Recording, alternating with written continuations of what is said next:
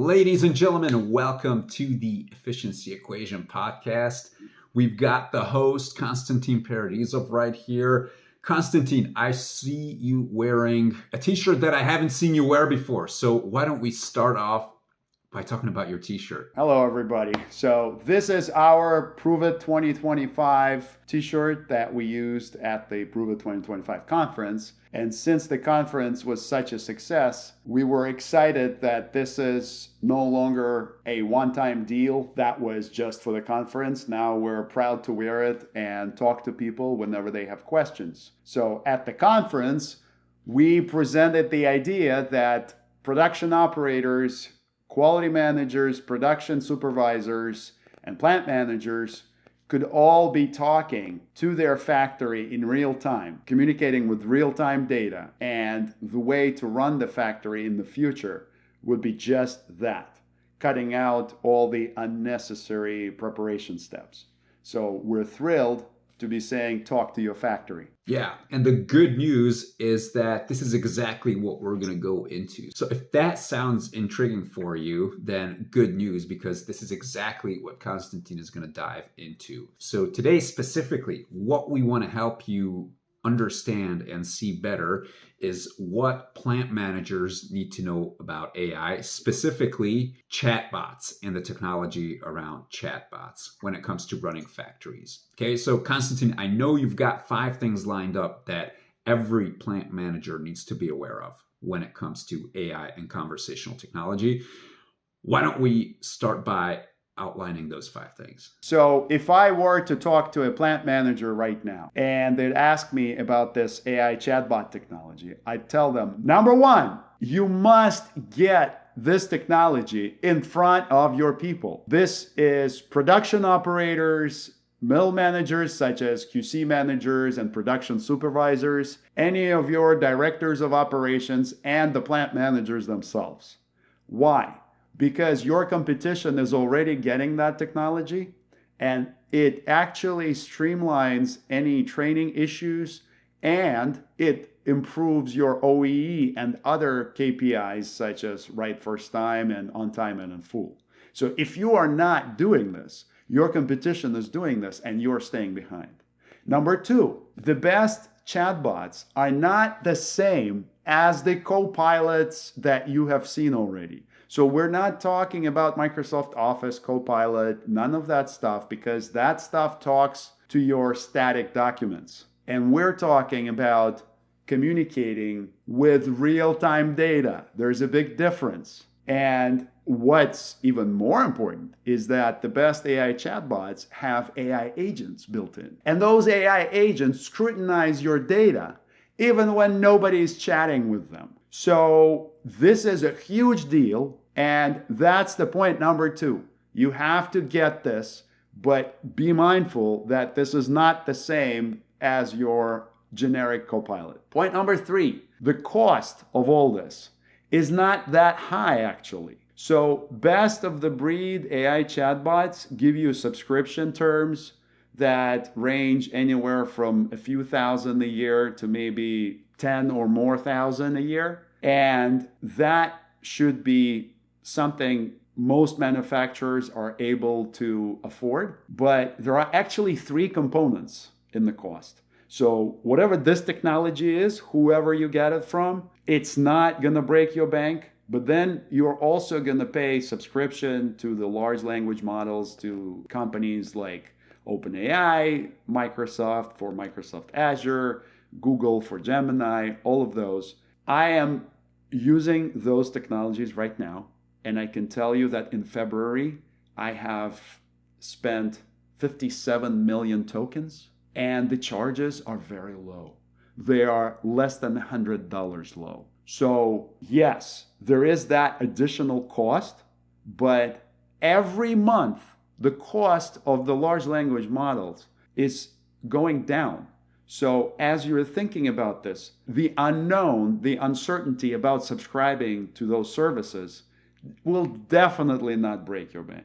The third component in the cost topic is the integration services. We are happy to work with any clients that work with our technology to integrate the chatbot. And Our mission is not to charge an arm and a leg. So we're talking about working at a standard hourly rate, and that hourly rate starts at $185, which is a full price, $185 an hour. And then it goes down depending on how big the manufacturer is. So if it's a smaller manufacturing shop, we provide discounts so that these smaller companies can actually afford this, right? And then think about typical engagement. When we're starting things out, you might spend around $20,000 or $30,000, depending on how detailed you want to go with this. From like a very basic installation for $5K to something that involves us sitting down and talking to your people in a few iterations. Yes, think 20, 30 grand to get going with this. So it's not huge money. There is huge potential in this. You should not be worried that the costs are going to be prohibitive. Point number 4, you have to go digital. So I cannot reiterate this enough. You have to embark on digital transformation if you have not done so already. This is important because AI can help your people at the plant a lot, but it can only do so if you go digital. What does this mean? It means whatever you're doing on paper today or in Excel. There's a lot of this Excel where people think, oh, it's kind of digital. Well, it's not. It's digital paper, if you will. A lot of people are able to put in whatever they want in your spreadsheets, and that's not the way of the future. So you have to go digital. That means your data and your day-to-day processes have to be in the systems. It doesn't matter what systems, as long as that data can be retrieved one way or the other. And point number 5, prepare your workplace. So we've had these discussions with plant managers at the Prove It conference, and they were asking, what can we do? And we'll talk more about this. But you need to go back and look at what you have documented. So I see it very frequently where you get to a tour of the site, and then you start asking about, okay, Joe is doing this, Bob is doing this. What of this that they're doing is actually tribal knowledge just in their heads? What of this is in the standard operating procedures? And we frequently find that at best, there may be 1 or 2 areas where the documentation is decent. But the other areas, other production lines, if you will, have like 1-page documentation, just 1 page. Think about that. If you were to teach AI to help your people that actually work on that production line, it's mind-blowing. What is it going to infer from that 1 page? Probably not very much. So you need to get your people to look at what is documented and what's not documented, and get stuff documented, right? And then, of course, we got to talk about the terms, the terminology that is used in your facilities. So whether you're recording stuff on paper and calling it cryptically, like V100, and then somebody records a value. It might be Valve 100, but if a person who is not familiar with the setup of your plant doesn't know that, AI won't know it either. So in cases where you have this kind of cryptic naming, you have to have a dictionary of terms prepared. I've actually seen companies that have those kinds of documents. They might be a little outdated, but it's not something outlandish that I'm asking for. There are companies that have this. So you have to have the ability to bring a new person from the street that you just hired and give them something to say, here are all the different things that we're tracking, and by the way, here's what they mean. And if you have that, the AI will be able to help you. So what I just said, number 1 was you must get the latest and best of breed AI chatbots in front of your people. If you don't do it, you're losing the opportunity. Number 2 was AI chatbots, the best AI chatbots, are not the same as your copilots. Very important difference there. Number 3 was the cost. The cost is not prohibitive. We are not talking about hundreds of thousands of dollars. We're talking about a few $1,000s for base subscription and starting with something like $20K for implementation. Number 4 was you got to go digital. If you haven't started your digital transformation journey yet, you have to start it.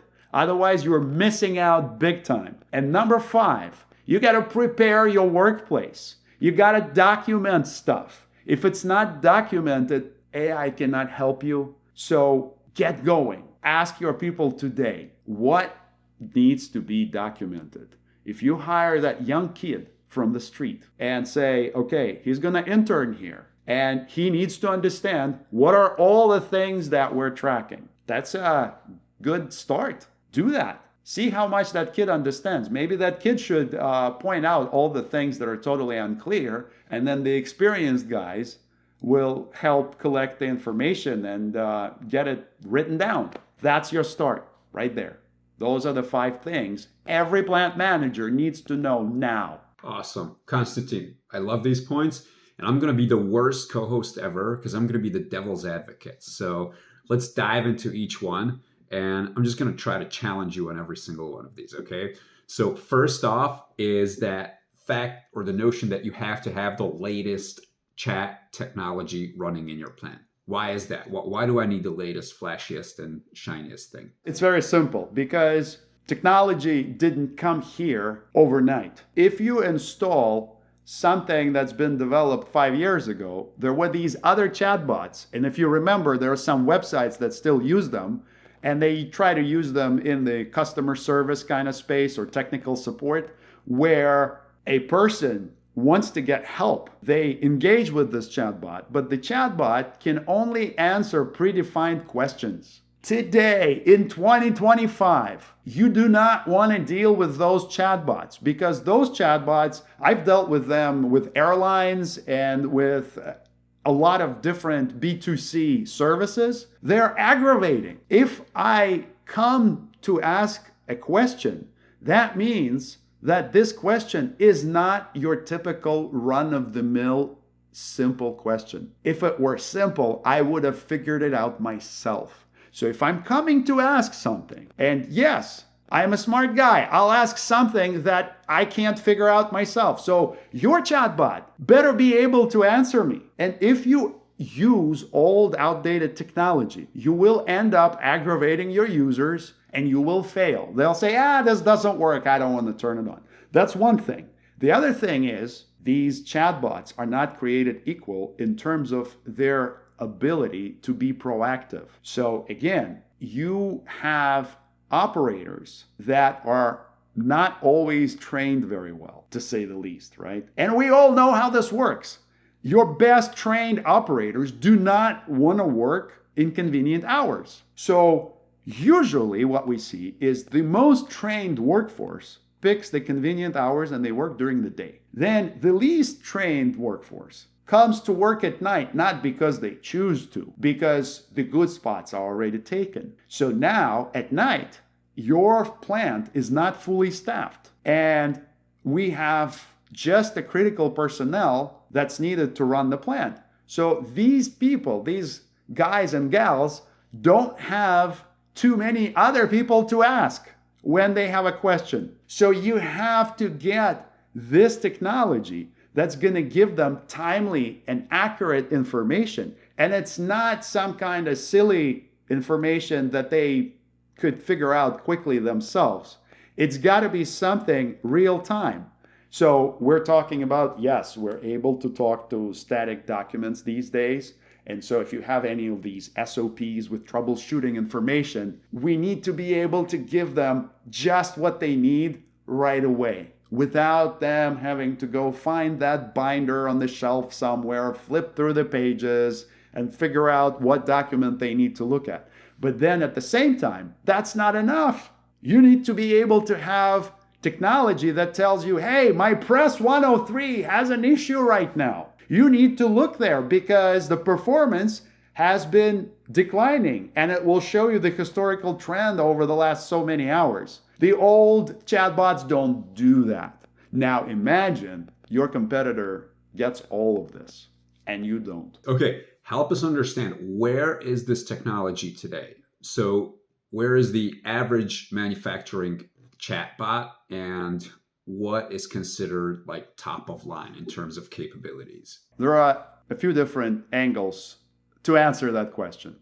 So where is this technology today in terms of adoption? Mostly nowhere. So people are just starting to adopt this. So this is the perfect opportunity to get in. Now, where the actual technology is in terms of capabilities, you have chatbots that can converse with your factory sensors, with your telemetry in real time. That's important. So you need to be able to provide all the fixed documentation, such as user manuals and SOP.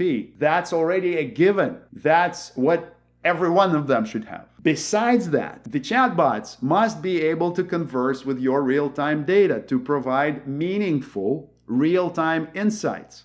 What does that mean? It means to me that that chatbot better have integration, good integration with a historian as well. Why? Because how else can you provide meaningful insights? So if I see that there is low performance on one of your production lines, and I see it in real time, I want to know how that particular area of your plant performed in the last 3 hours. I want to know how it performed in the last 24 hours. I want to know how it performed in the last 5 days. That gives me context, the historical context. So I can then say, oh, the trend has been steady. So maybe your OEE is a total disaster and you kind of love it. Okay, that's one situation. But it could be that it's actually going down. It was good before, or relatively good, and now it's going down. And it's going down fast. So that means that this technology has to alert you. This is important. This is where the AI agents come in, because AI agents can look at this behind the scenes, see that historical trend, and ring the bells and say, hey, there's something going on here, even if your operator is not paying attention. So how's that for an answer? Okay, let's take a look at number 2. So we got to set something straight here. These AI chatbots are not the same as the Copilot that comes with your enterprise software that you might be using today, sitting inside of Windows. Tell us a bit more about that. A lot of people hear this buzz out there about chatting with the data. And if you just look at the first thing that's available to you, hell, even in my Windows 11, there is a Copilot. Can't do much, but it's there. So if people think that, oh, that's just more of the same, you're wrong. There are different AI chatbots. Yes, you may have something native to your desktop or laptop computer, but this is different. We're talking about those first level of chatbots or copilots just talking to your static documents. That's not enough to run the plant. So when we're talking about running the plant, we're talking about connecting to the sensors, connecting to the edge devices. And so you might hear things like MQTT, which is the protocol that we love to use. You might hear things like OPC UA, which is an older alternative. And you use those technologies to read information from your edge devices at the factory in real time. So what it looks like is that there is this chatbot, if I can make you imagine it, in my hand here. And it's actually telling the edge devices that I'm going to subscribe to the events that you publish when anything changes. So whether that's a temperature sensor, pressure sensor, vibration sensor, anything, right? So whenever anything changes at the factory, they send the event and say, publish it to whoever subscribed to this. One of the subscribers is the chatbot. That chatbot gets this information and it actually keeps that in memory so that when your operator comes to ask a question, it has the latest information that maybe it got a second ago, maybe it got it 30 seconds ago. It doesn't matter. It's the latest published information from that sensor. So now when you're asking, it's very different from having a PDF document somewhere and just reading it and saying, yeah, generally this is what you should do. No. I'm talking about that real-time data that just came in. And so in a big picture, it looks like these chatbots might be getting thousands of messages all the time. And they are organizing them in memory so that when you ask a question, they can find the relevant information and send that to the large language model to give you the best answer. So that's what happens. And yes, they are not the same as your typical Copilot that's just sitting there on your desktop. The real-time data insight is what makes the difference. Plus, the best ones have AI agents built in so that the AI agents look at those data points and analyze them and see, oh, does this look like this number is too low? It should be higher. Does this look like the performance at your plant is not good? And then when they see that, they go and dig deeper and they prepare these reports that are also waiting for you in memory. And when you as a user come in and ask something, the data is enriched with those reports. And so the chatbot is able to give you a fuller picture, a deep dive story about what happened at your plant. That's very important. I can tell you that if that press 103 at that virtual factory at Prove It was down for 3 hours, when you ask about what's going on from a good chatbot, it will tell you exactly that the performance went down, there was abrupt event after which everything stopped, and now you have not been producing anything for at least 3 hours. So it's important to know that information. No static PDF document will tell you that. Okay, so in this case, tell me if this is a fitting metaphor, but a Copilot to a manufacturing specific chatbot is like a horse and a cart to an automobile. Is that more or less accurate? I like that analogy. We got to contemplate on that. But it sure sounds attractive. So just to make sure that people don't confuse the two, it's like they both have 4 wheels, but different output and efficiency. Yes, absolutely. Absolutely. And those who take note of that today and start preparing or start engaging in conversations about developing this capability at their site, they are going to be the winners. Absolutely, hands down. Again, I'm playing the devil's advocate, or I'm trying to put myself into the shoes of a production manager. One thing I wanted to say on this, for this question number 2, is when I was at Prove It conference, there was this plant manager that walked up to talk about our capabilities. And he actually told us a story that was a real story that happened at their plant. He said, the machine caught on fire and the operator got scared and ran out of the building. When the operator ran out of the building, nobody was notified. And so the fire was getting bigger. Now, this is a perfect example of where it might not be obvious to you, but if you have a good AI in place, and we're talking about AI chatbot, yeah, believe it, that has AI agents that scrutinize the data, if you have sensors in that building, you might have smoke detector sensors, you might have temperature sensors, you might have many different sensors that detect that there's something abnormal happening with that machine right now. And you have certain settings that say, hey, if something abnormal happens, if it's very bad, alert right away. If it's not too bad, alert a little bit later. Like, you control that, right? Your people would have been warned that there's something going on in that case when the machine is on fire. So I'm talking about notification going out to production supervisors, to managers, so the AI agents can easily notify whoever you want to be notified. So that fire would have had less costly consequences than what really happened.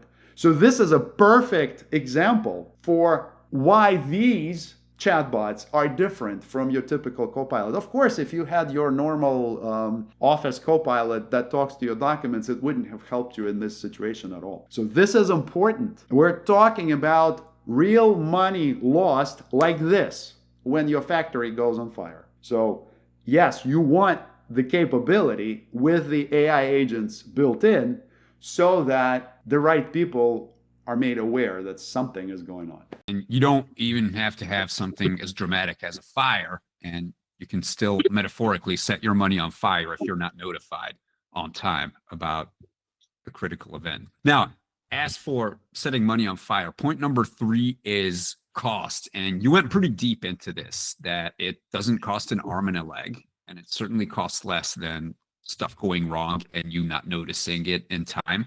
Do you just want to add anything to the cost component? At the Prove It conference, one of the conditions for the vendors who were exhibiting there was to provide transparency into their pricing. And I know I've heard that some vendors didn't feel very comfortable with that. But what we're doing here with the chatbot that our company is providing is we're saying, look, you got the base package for $5,000 a year, which is just the technology itself. If you have the people that can configure it and deal with it, sure, use your people. If you want production support, we can provide you production support. So if it's 24/7 production support, and I know a lot of factories these days run 24/7 or 24/5, and they love that kind of support because nobody wants to be waking up in the middle of the night and trying to figure things out. So if you want that kind of production support where we give our phone number to your people in your control room or wherever on the shop floor, that is $20,000 a year. You can totally afford that. I know many of you manufacturers seeing this, you can totally afford that. Now, if you don't want it and you want your own people to take care of that and you want basic support, then it's heavily discounted. It's less than half of that 20 grand, and we can provide more detail depending on 2 different base packages, but nothing significant to worry about. Then you have the large language model subscription costs. Again, in February, I used over 57 million tokens with OpenAI, and my bill is less than $100. So with all the testing, with all the rigorous use, this is not something crazy, okay? You will be okay, even though there is a component to it that scares people because it's variable cost. You're better off just subscribing on your own, either through OpenAI directly or through Azure, or you subscribe to Anthropic Claude, or you subscribe to Google Gemini, and then you bring your own endpoint with your own API keys. We will use that, and then you will not get hit with crazy costs from these companies anymore. They're all competing with each other, and the costs are going down. All right, so that's the large language model subscription. The final component is integration. So usually we like to do it in sprints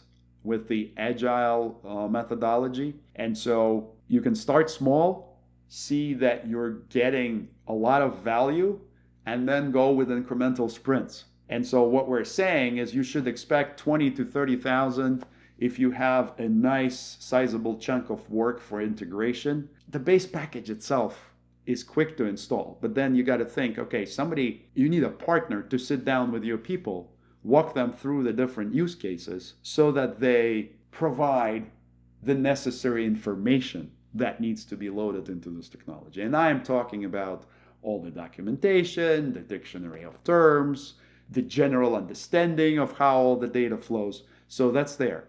Overall, this is not gonna break your bank.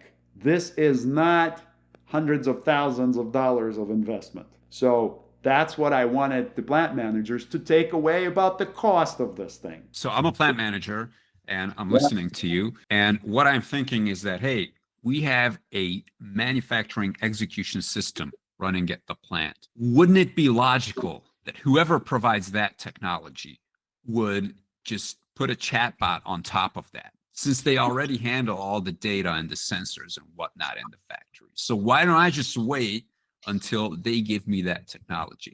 It's your choice. However, this technology already exists today, and you might be waiting for a long time because the big providers of these systems are never as quick as the smaller companies that are nimble and are able to provide this. So technically, you would be losing opportunity to your competitors. Now, it's important to say that this technology, the way we worked with it and the way we presented it at Prove It conference, can actually work with different MES systems, with ERP systems, SCADA systems, LIMS, lab information management systems. It can work with different systems. The integration is easy with one caveat, which is, it makes me excited that you brought this up, because the caveat is the unified namespace. So if the systems publish to the unified namespace, then it's already there and it's automatically integrated with the chatbot. And of course, some of the plant managers might not be familiar with what unified namespace is. So it's an architecture where you are sending all your real-time data to a middle broker that collects all that information and manages access to it. And then the other systems can publish or subscribe to changes in that ecosystem. And that's the way of the future, by the way, for interfaces between systems also.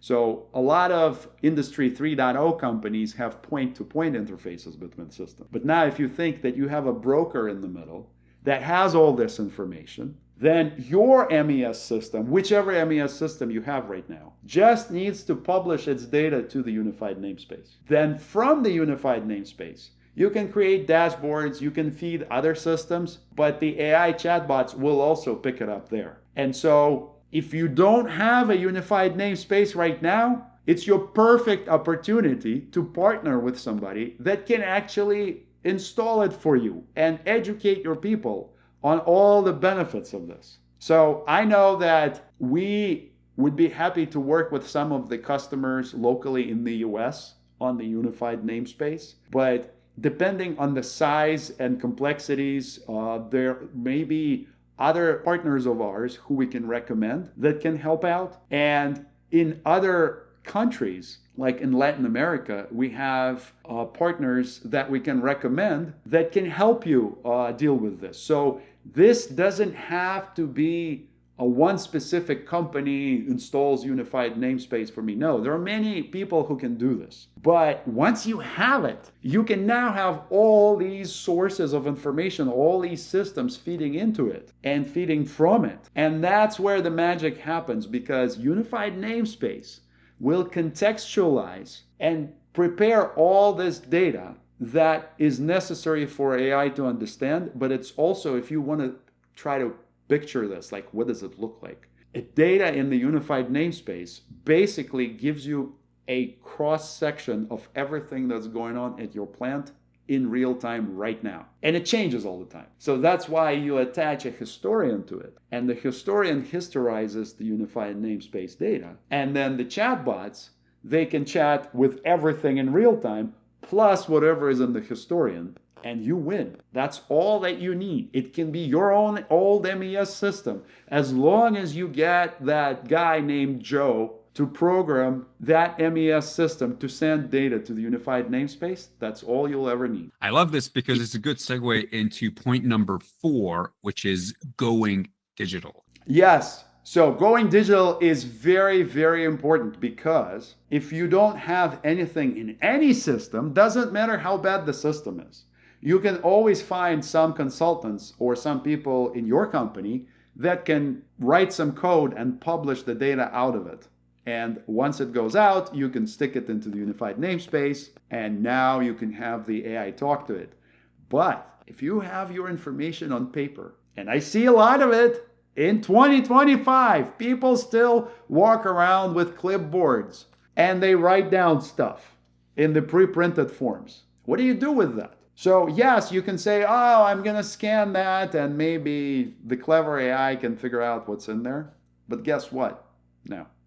You can scan it all you want. But what I've seen, and that's pretty much consistent everywhere, wherever there are manufacturing plants that still use this approach with clipboards, people will consistently write bad information in there.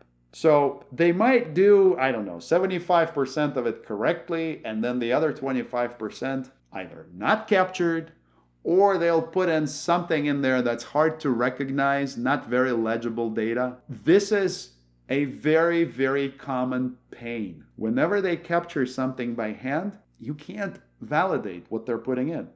So I'll give you an example. What I've seen a lot of times is there might be different columns on the pre-printed form, And people just ignore some columns. Like one column that many people ignore is the date and time. They're like, why should I write this? Why should I copy this? I just don't need to bother. So guess what? If you're not putting in the exact time of when something was recorded, now the people that actually pick up that piece of paper have to guess what time that was.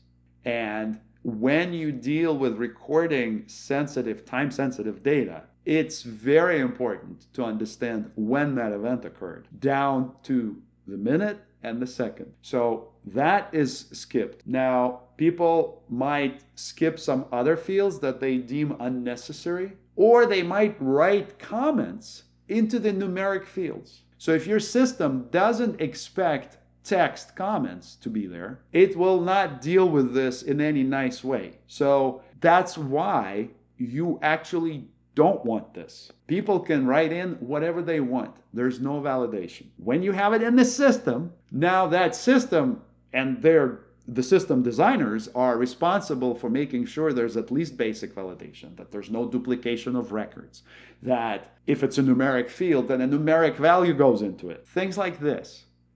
So it's very, very important to say, hey, what do we have right now at our facility where we are operating on paper? Let's get it off of paper, right?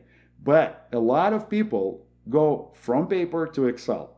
So let me make another note on Excel. If you're running on Excel, you're not digital. It's digital paper, but it's still paper. Why do I say that? Because I have been the resident expert for many years in the world of spreadsheets, where in a big pharmaceutical company, I had to make sure that people who use those spreadsheets don't put in garbage data. We've all heard garbage in, garbage out. It's actually very difficult and cumbersome in Excel to use proper validation, because something will happen and people will say, it's this validation again in my way, but I want to change the spreadsheet. They turn it off. They never turn it back on again. So I would say 95% of Excel users do not use data validation in their spreadsheets because it's not really robust in that regard. So what you end up with when you have unvalidated data in Excel is not that much better than what you have on paper in clipboards. I'm serious. Because now you can skip values, now you can write in whatever values you want. It happens. We see it. We see it across different manufacturing facilities. And then the one person that's supposed to be the consumer of that data, usually it's some kind of management position. It could be a production planner. It could be a QC manager, shift supervisor. They look at this and they're like, oh yeah, Bob didn't fill out the form correctly again, but he probably meant this. And then they will go and correct it. And at that point, when they're correcting it after the fact, they don't even know for sure what they're correcting it to. So it's a slippery slope. And that's why I'm saying, get this data into systems. Systems that have some kind of basic validation, at least, that will not allow you to put duplicates in there, that will not allow you to write in text into numeric fields. It's common sense.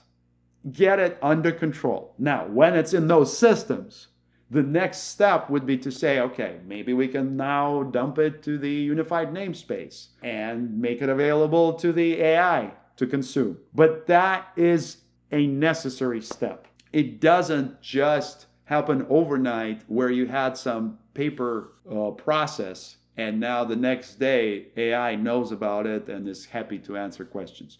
You have to get off paper processes and you have to get off of Excel processes. Okay, Konstantin, two questions. One is something that is, I think, pretty common. It's that, okay, we've got systems, and one way or another, our data is in these systems in digital format. Now, of course, it's a mess because one system sends one type of structure, the other system loads another data structure into the unified namespace, or might not even be a formal unified namespace. It's just, data being collected from different systems that we got built from different vendors. So usually life is a mess in that area. Now, can AI just make sense of all that data without having to do some really difficult jujitsu and unifying it somehow. So is AI good enough at that so that the chatbot can make use of it? Or is that usually another huge project to get your already digital data into some consumable format? There are two parts to this. One is yes, AI can make sense of structured data. I don't know how many plant managers understand what JSON is, JSON format. So it's probably a whole different topic for another podcast session. But when you have structured data that says in this plant, and I'll give you the perfect example from Prove It conference, because this was aligned with ISA 95 standard, and we're saying that everything in terms of the rules of how the data is organized in the unified namespace follows this standard. So the nodes where we see things, they start with enterprise. So think of it, whichever company you are working with. In some cases, you might publish 2 different companies or 3 different companies into your UNS. Then after that, you have site, and site might be your production plant. And in the case of Prove It conference, we had enterprise, and then Dallas was the name of the site for that virtual factory. Then you have area, line, and cell, right? So those enterprise, site, area, line, cell, those are the standard categories through which you're going to drill down into the information that's relevant to you. And it's now a commonplace assumption that when you organize your unified namespace, you're going to follow that standard, that you're going to do it that way. And so it's geography. And then within the geography, whichever site that is, you're talking about the area within the site and the production line, and the cell might be a specific machine. So that's how the data would be organized. So while there is no specific standard for unified namespace yet, there are actually people working on developing one. But when we say that the data is going to be collected and published there are best practices to follow.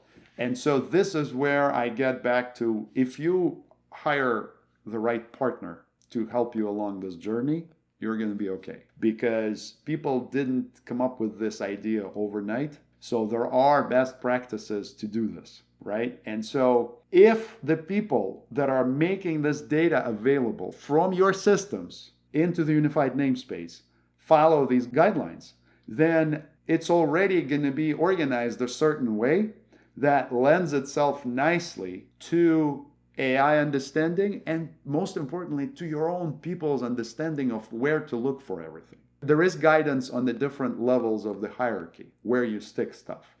So when that happens, you can still say that different companies have different levels of flexibility, and they may stick things at the deeper levels, one way here and another way there. Yes, we see some of that because that approach is relatively new to people. And it could be that you had a one project team going in and doing things a certain way over here, printing presses at the factory, for example, and then another project team doing something. And so, yes, you might see some discrepancies in organization at the deeper levels, but this is where the structure comes in to help out. So if they followed the initial path of how we're going with this company, this business, to this specific site, to this production line, this cell, whatever that area was in, now your AI will be able to make sense of that. So it takes not just AI's capability to understand structured data, but also your integrators' thinking to make sure that they follow the best practices when they organize it. And yes, then you'll be able to say, whenever it's put in there, with one more caveat, as long as the names of the tags, and tags would be your data points, your control points that are in this broker that has the unified namespace. As long as those tags are not named in such a way that any random person from the street would understand what that is, then AI can definitely understand it. If they're named cryptically, which also happens a lot of times, maybe it's for the sake of efficiency, then you also need to maintain the data dictionary. So that was our fifth point, saying how do manufacturers prepare for this? You prepare by providing the missing documentation and by creating the data dictionary for all the terms that you use, so that you can take that new employee and give it to them and say, here's everything we ever talk about, this is what it means. Now, if that new employee understands that, great, now let's take that and give it to the AI. As long as the terms used are explained somewhere, then this path of how we got to it, hierarchically, as long as it follows those best practices, that will be understood. And so with the different chatbots, you will be left with which chatbot is more efficient, which chatbot is less efficient, because the trick of the trade is how do you get that huge amount of data that comes in real time from all the different sensors at the company, and how do you narrow it down so that when you interact with large language models and ask them questions, you are not overwhelming them with all that you could send. Because if you do that, you're going to get inaccurate answers. So the trick here is finding the best way to compress and reduce scope, and then you take what you got, send it, and you get meaningful answers. Just like with people, by the way. If I had to take all that data that just came in from the telemetry, and instead of sending it to the large language model, I would give it to a Bob operator or supervisor at the factory and say, can you tell me based on this, what's wrong? If I give them too much, it will take them forever, because they'll be afraid. They'll think that there's some kind of trick in this, and they'll have to scan all that data. But if I filter it just to what's relevant, then they'll have much easier time finding the response. It's the same with AI, exactly the same. So they have to prepare for this by looking at what today is tribal knowledge in the heads of their operators, in the heads of their supervisors, in the heads of their production planners, in the heads of their QC managers. Get that tribal knowledge written in a digital format where we can then take those documents, give it to the AI. So that's number one. And then number two is all the terminology that you have, the AI needs to know what it is. Once you have those two, you're good to go with the unified namespace that can be understood by the AI, and your OEE will improve. Your right first time will improve. Your on time and in full metric will improve. All of that will improve. You just have to get going with it. Konstantin, that was deep and dense, super useful. Now, before we go, is there anything, any little piece of candy that you could dangle in front of plant managers about some good stuff that is coming with this technology that you wanted to mention? Absolutely. So what I want to say that's exciting to me, and it's not that frequent, but when a person is actually working on a technology and they get excited by their own discoveries, that's amazing. And so here, not bragging, but just saying that, look, in that point number 2, when we talked about the plant manager that gave us the scenario of a fire at the factory, we said that people aren't always, in today's world, before this technology is installed, people aren't always thinking of how things can go wrong very quickly, and they aren't always prepared. And so along those lines, while we were talking to people at Prove It conference, one of our colleagues, Eugene, who you have seen on our previous podcasts, came up with the idea that it may be even more valuable to integrate with the weather service so that the chatbot could alert people when something major is about to happen that is going to disrupt the business. And so we've already made an effort to integrate with weather service APIs, and you can think about it in different ways. We're not talking just about what temperature is out there right now, what's your relative humidity. We're talking about advanced warnings for potential weather-related disasters or just weather advisories that the government publishes. What that does is pretty much this. So if you're running a 24/7 business and you're not focused on the weather, you're focused on making the next best thing that you want to do or putting out some kind of fire. Imagine you got these trucks scheduled to arrive with the raw material ingredients. You got trucks scheduled to arrive to pick up the goods that you produced. And now you find out that there is an adverse weather condition that's coming quick that will delay all those trucks. Now, what does that mean to you? It means that you're not getting the raw materials.